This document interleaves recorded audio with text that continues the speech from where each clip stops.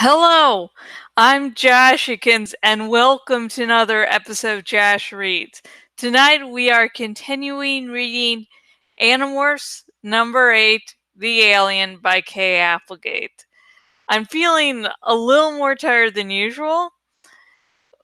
I walked back and forth, to and from the movie theater, saw the latest Spider-Man movie, and I'm not used to really exercising that much. So I'm a little tired from that, and it's not that far. I think it's maybe like 0.1 mile away. But yeah, so yeah, that was. and I came back from the movie, don't worry, around like 9 or 10 in the evening. So and right now it's like close to 4 o'clock. So let's get started, eh? I don't know why that was supposed to be a joke. Actually, more than half of what I say as a joke, I don't know why I say it as a joke. But so let's start.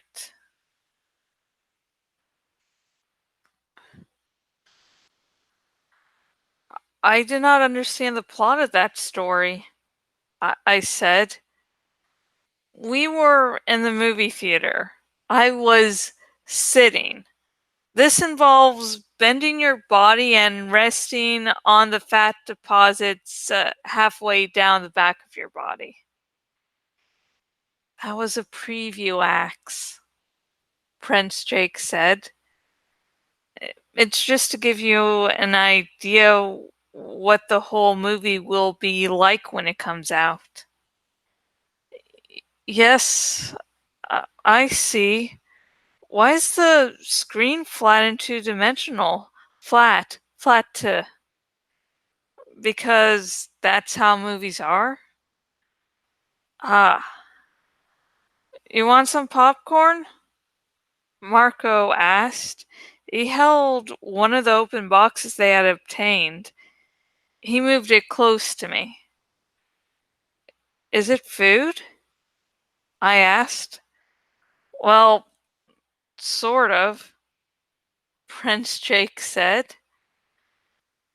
But Axe, you know how you get around food, okay? So remember, don't get carried away.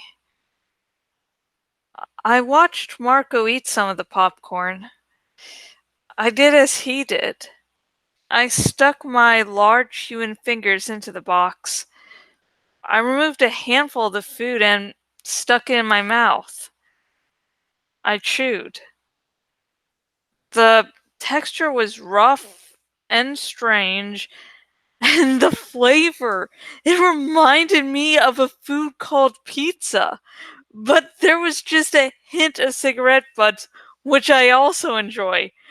Although Prince Jake had told me never to eat cigarette butts again, they are bad for you. I took another handful of the popcorn. I chewed it. Another handful. This is excellent, I cried. Tastes like it's about a week old, Marco said.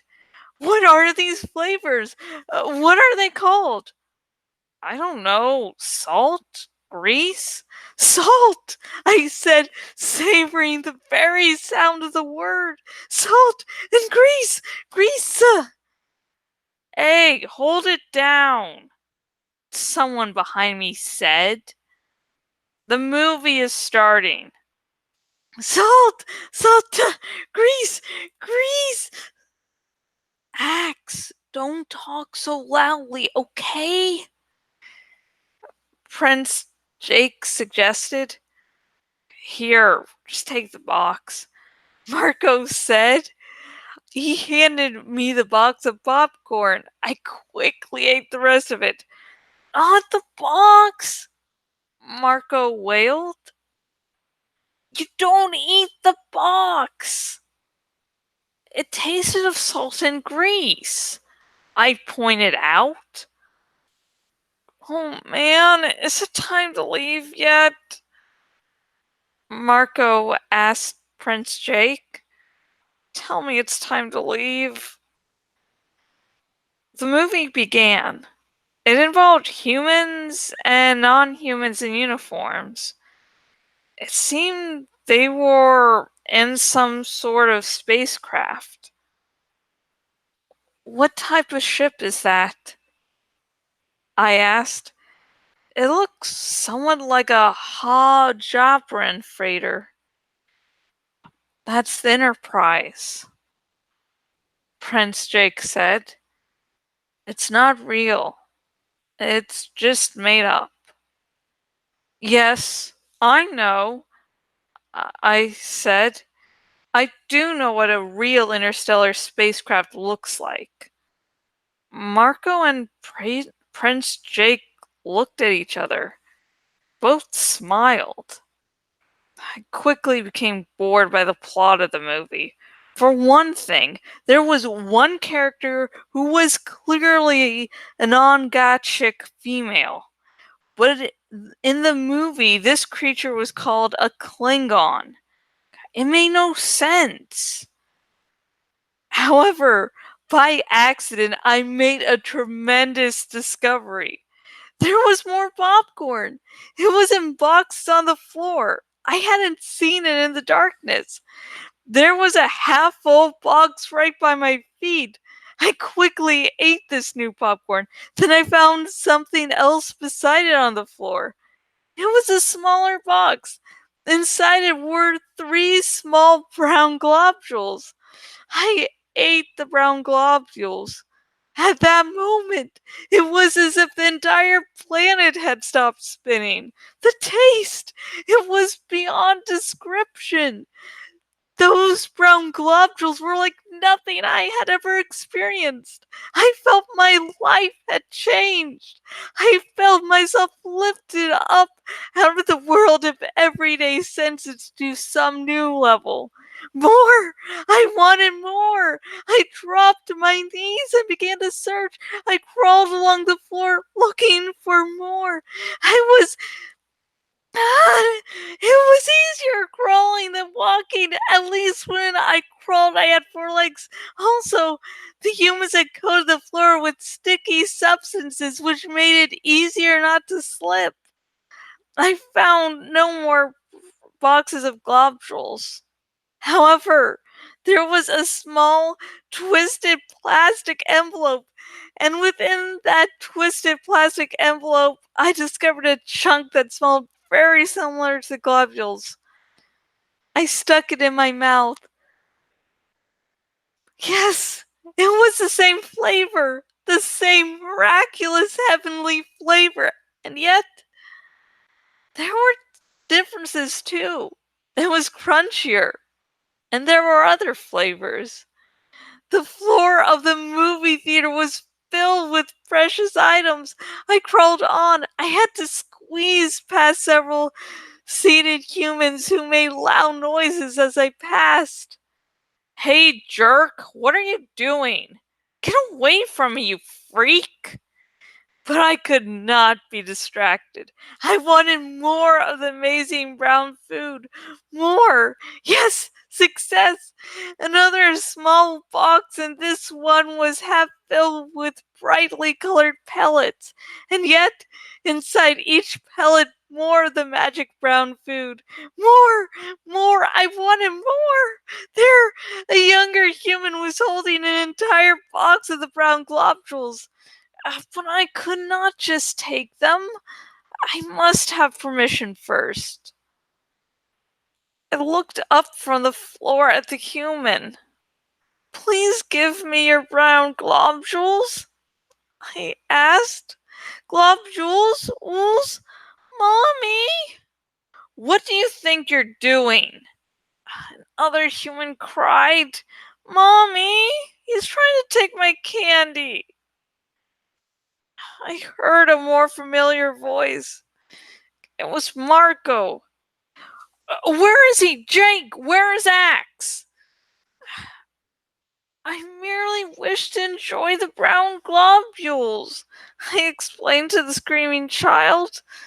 Suddenly, I felt Prince Jake and Marco grabbing my arms. They lifted me up off the floor and dragged me away. Globules! I cried. I snatched for the box the small human was holding. Globules! And that's the end of that chapter. As I said before, sometimes the series is really dark, and sometimes that's something that happened.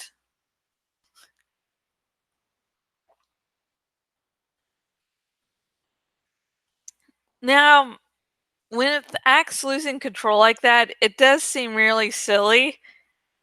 It, it is sir silly. Yeah, it is silly. But it does make sense.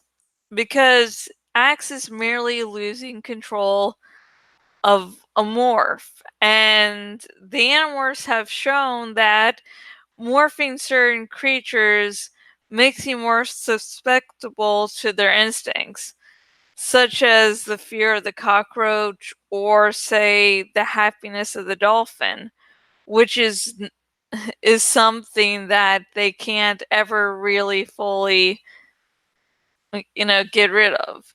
With this, Axe is so unused to having a human mouth that the sense of taste is something just brand new to him, that he loses control because he doesn't really know how to deal with the sensations. I mean, for one, there's just the mere fact of speaking that amazes him to no end. And then there's the sense of taste, which he does not have as an Andalite. At least not as strong of taste. So it's silly, but it does make sense because Axe is in a morph that he has trouble controlling. So, what did you think of Axe losing control of his human morph? If you were to morph uh, morph an animal, which which animal do you think would be the hardest for you to control to the point that you can never fully control it? Myself, I can't smell in my, you know, my body. I just, it has to be a really strong scent. And even then, I might only smell it for a few seconds. And so, any morph that had a really strong sense of smell, say a dog, I would just have trouble comprehending everything because it's like, it's smell. I can really smell, and I probably continually lose control over that.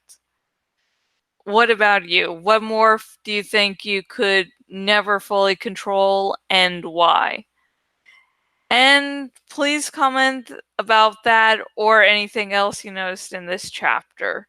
But remember, no major spoilers. I am hoping against hope that people will discover this series via my video, so really don't want any major spoilers here. But if you do want to talk spoilers with me and you're on the YouTubes, link in the description to my Tumblr Ask Box, where you are more than free to ask anything about Animorphs or talk about your theories or whatever. Okay. I'm trying to stay awake here. I'm staying awake. I just feel so out of energy. And I would drink some coffee to give me some energy, but my stomach's been feeling a little queasy, so that would not be the way to go. Okay. If you are a new Animorphs fan, welcome, new Fanimorph. This fandom does not have cookies, but what it does have is cinnamon buns, and they are humanity's greatest creation. And if you listen to this video and you're like, hey, I would love my very own copy of Animorphs number 8, The Alien by Kay Applegate, and you would like your very own copy, if you're watching on the YouTube's link in the description, if you're watching on my blog link down below, and both links will take you to where you can buy your very own copy of Animorphs number 8, The Alien by Kay Applegate. Now, I can understand if you don't want to buy via those links for various reasons, but if you do, You get your very own copy of Animorphs number 8, The Alien by K.A. Applegate. You help support K.A. Applegate, and you also support me and this blog. I do more than just this YouTube channel. Finally, if you're on the YouTubes, please like this video if you thought this chapter was hilarious. And also remember to subscribe to this YouTube channel. I'm going to be reading the rest of Animorphs number 8, The Alien by K. Applegate, as well as the rest of the Animorphs series. So, you don't want to miss a thing, so subscribe. If you are watching this on my bloggity blog and watching this on the desktop version of my bloggity blog, please choose the follow by email option so you'll never again miss out on another one of my blog posts. I just don't do these dramatic readings. I do full-length reviews, I do mini reviews, and I do a bunch of other stuff, so check it out. Don't miss a thing. And the next episode of my dramatic reading of Animorphs number 8, The Alien by K. Applegate, will be out on Friday. And again, the next episode of my Animorphs number 8 dramatic reading will be out on Friday. And until next video, goodbye.